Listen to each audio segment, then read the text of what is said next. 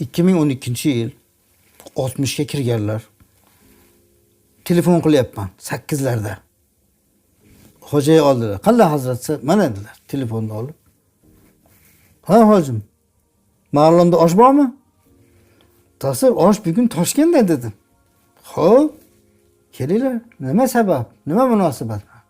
"Ta'sir, bugun sizni pasportingizda tug'ilgan kuningiz. 5 muchal 60ga kirdingiz, Ta'sir. Oshqa bering" deb. Biz shunaqa erkaklikda gapiraveradi.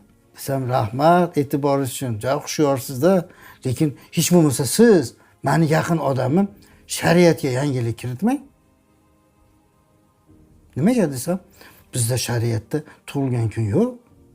Mabodo onangizor bo'lsa, onani topib, "Onajon, bugun meni qiynalib tuqqan kuningiz" deb onangizga bitta ro'mol o'ratib qo'ying. Boshqa yashasa, boshqa joyda bitta non bilan bitta qaymoq olib borib ziyorat qilib keling. Chunki ona qiynalgansiz bas. Mana shu ham bir hamma uchun bir ibrat bo'ladigan gap. Shu mana shu 10 yildan baqa tanishlariga, qadrdonlarga qayerda o'tirish yoki shunaqa bir yubiley bo'ldi, tug'ilgan kun u bu desa, mayli tug'ilgan demanglar. Shu bidiyat qilmanglar.